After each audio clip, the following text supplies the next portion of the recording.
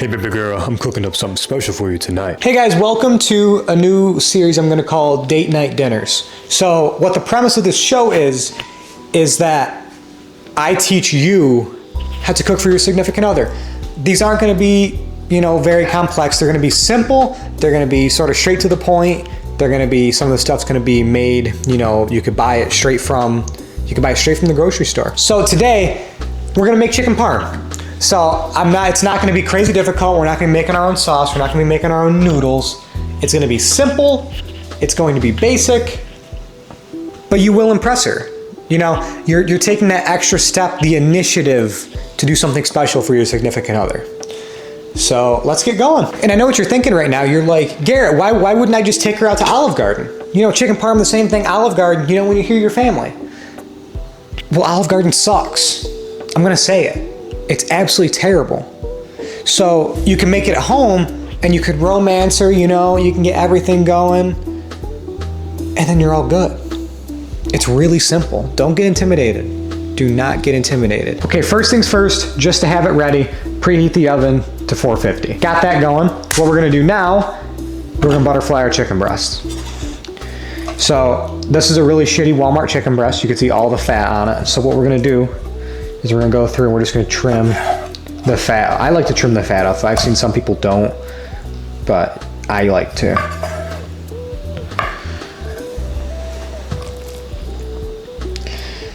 Just a good amount of it. It doesn't really matter. Once it touches the oil, it's gonna go away. All right, you spread it out.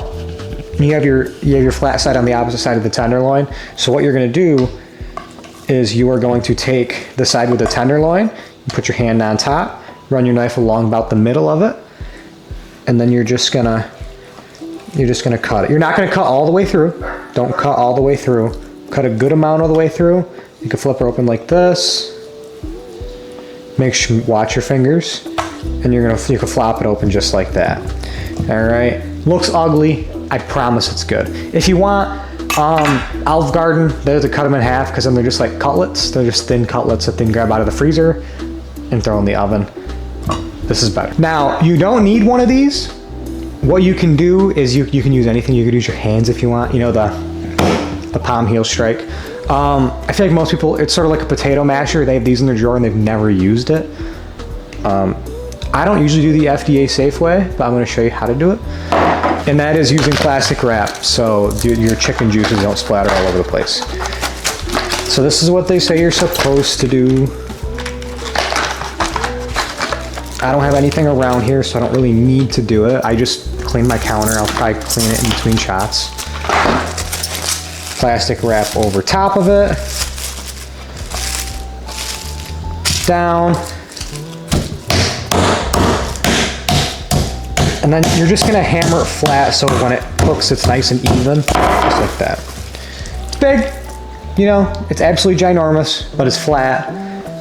It's gonna fry nice, get a nice crust on top. The little ridges, it'll cook over and it'll be nice and flat when you're all done. I'm not gonna go into depth about how to cook box pasta. Just follow the box and just follow the instructions on the box and we'll be all good. Make sure to salt your water, about a baby's fistful of water. What that means, salt, not like that, more like just fold it in the amount of salt you could fit right here in, in the palm of your hand. I am also not gonna show you how to make your own tomato sauce. As I said, these are simple recipes. What you can use, you can go to Walmart, Walmart, Kroger, you could buy just a canned tomato sauce.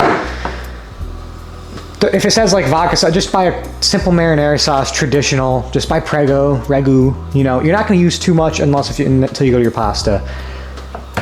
If you want to learn how to make your own tomato sauce, I have two videos that it teaches you how to make it. I have one, it's one of my older videos. It goes really in depth and it has a full recipe in the description. Okay, so you're gonna see me cook this in this deep rimmed pan. I don't want you to use this. Frying is very dangerous. We're not gonna use too much oil. We're only gonna, just enough to coat the bottom of the pot. We're not gonna add 2-3 inches. I'm gonna use this. Just remember, water does not put out a grease fire.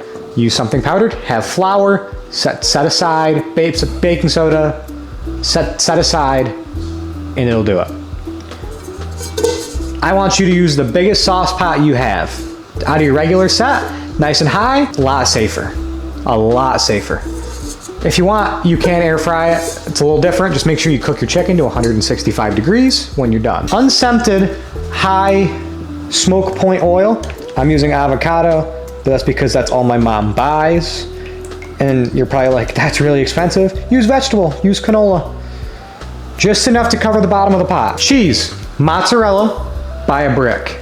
Melts nicer, gets a nicer crust. Doesn't have that, I think it doesn't have that cellulose powder on top, so it'll melt nice. A little bit. You could use any side of your box. You could even use the mandel inside of your box grater and have sheets. Does not matter. Make sure it's fresh mozzarella. Just remember, you can never add too much cheese. So what I'm thinking is two things. You don't have too much in your kitchen and you don't know how to cook. So on the chicken, before we bread it, salt and pepper. Everyone has salt and pepper. Okay, 3 bowls. Flour, egg, breadcrumbs. You can go flour first, egg, breadcrumbs. All-purpose flour, eggs whisked together. You could use just panko breadcrumbs. You could use any breadcrumbs, really. Italian style panko. Does not matter in the littlest. Flour. This is a tiny ass bowl. You want to get it completely covered in flour. So what they always say to try to do is try to go wet hand, dry hand. Have one hand be for the wet ingredients and one hand be for the dry ingredients. No matter what, it turns into wet hand, wet hand. Both your hands get fucked up. But get it completely covered in flour. It's just completely covered in flour. These bowls are so tiny. Into the egg.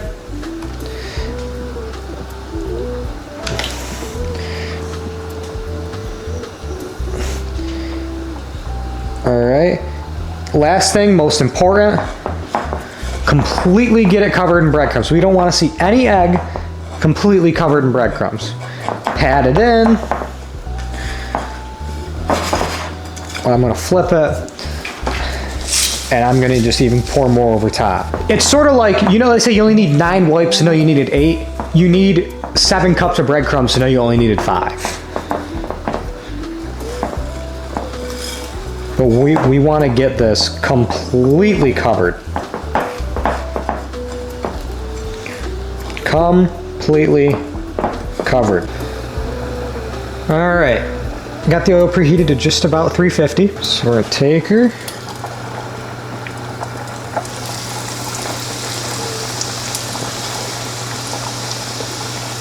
Ow. So on this, just because it's so thick, what we're gonna do, you'll start to see the goldenness come around the corners.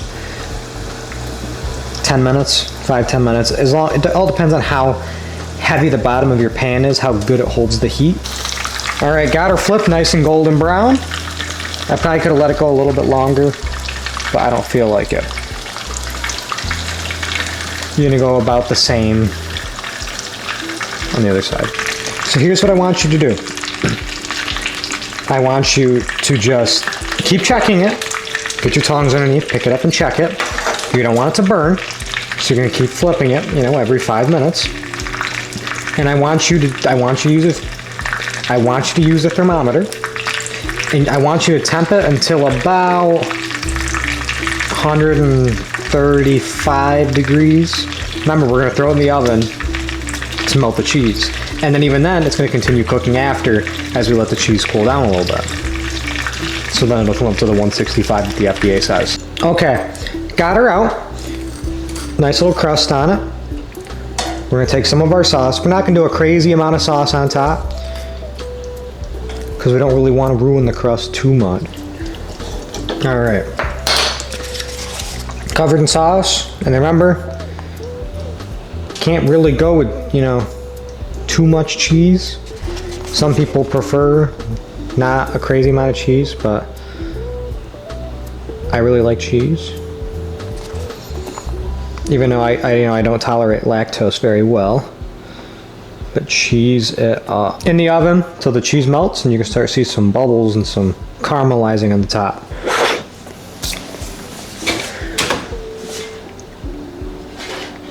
Oh, I have this rack in here to raise it up a little bit, to raise the chicken parm up, so as the oils drip off, it doesn't really sog out the bottom. It sort of tries to keep the bottom crispy. So I know you're wondering, you're like, why is it called chicken parm? Well, a lot of people, what they'll do is they'll put Parmesan cheese into their breadcrumbs.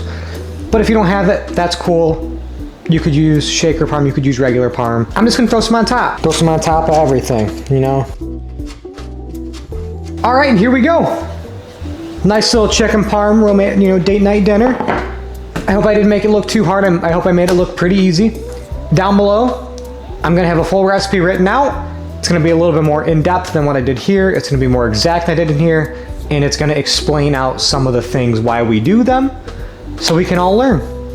All right, if you guys like this video, drop me a like, comment down below what you want me to see cook next. Whatever, you know, you've been meaning to cook for, you know, your significant other. If it's simple, I'll cook it. I'll see, I respond to all my comments.